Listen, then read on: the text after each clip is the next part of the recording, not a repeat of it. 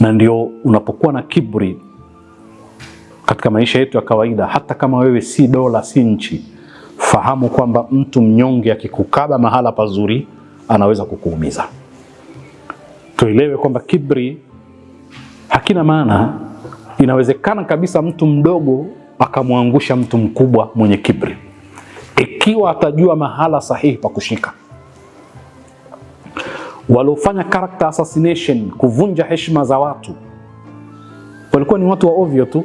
Mara nyingi mtu anayevunja heshima ya mtu ni yule mtu duni anayedharauliwa katika jamii.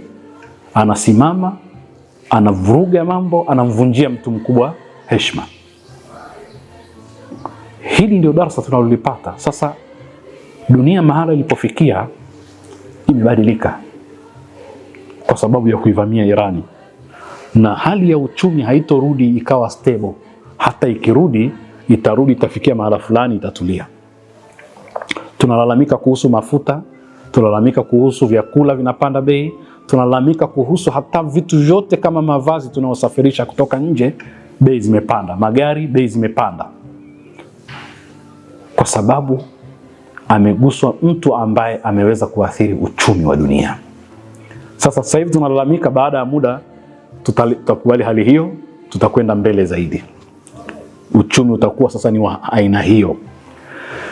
Irani sio Venezuela wala sio nchi nyingine zile kama Iraq na Afghanistan zilizovamiwa na Marekani zikadhalilishwa.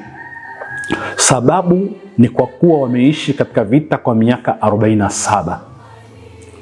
Na kawaida dhahabu ili itakate iwe safi lazima ipitie katika moto. Ule moto waliopitia kwa kipindi chote kimetengeneza leadership yao, kiongozi, imetengeneza silaha, wametengeneza strategia za vita.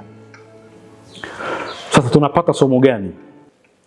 Kwamba nchi zetu duni, hasa nchi za Afrika na Afrika yenyewe chini ya jangwa la Sahara,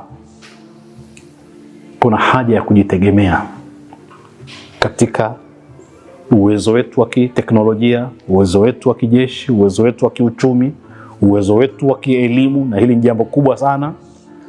Tukifikia mahala ile sovereignty yetu, mamlaka ya ndani itakuwa na nguvu, ndio wakati unaweza ukafanya jeuri kwa bepari.